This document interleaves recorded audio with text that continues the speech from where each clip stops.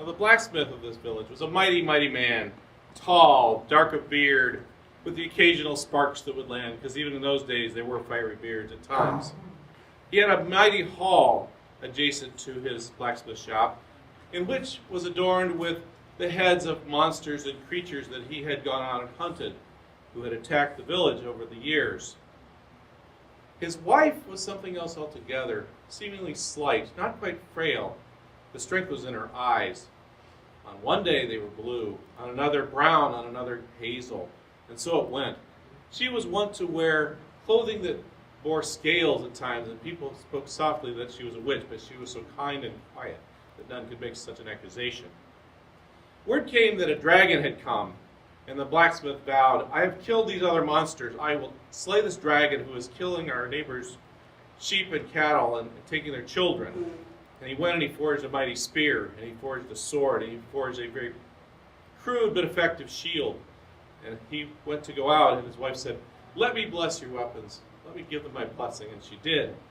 And she said, "Another boon. Please may I follow you and watch you in battle as you have victory over this creature. Of course, and I will keep you safe, but keep at a distance, good wife." And they went out. And the creature was in the field. The dragon was devouring cattle and scattering the villagers. And the blacksmith challenged the dragon with his spear, and the dragon accepted. And almost immediately blew fire and wrecked the shield, and the shield had to be tossed aside. And he took the spear and was prepared, and it was thrust aside. And he had to take his sword and stood there defiant, but almost certain death.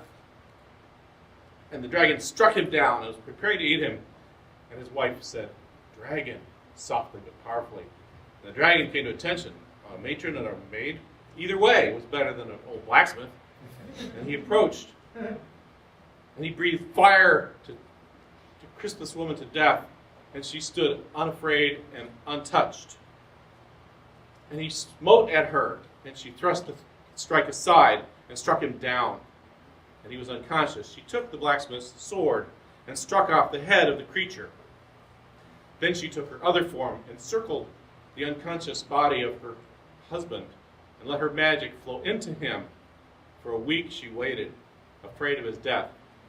But as he was rousing, she turned back to her human form, and he woke with his head in her lap and said, "Did I have victory?" "Yes, husband, we had victory."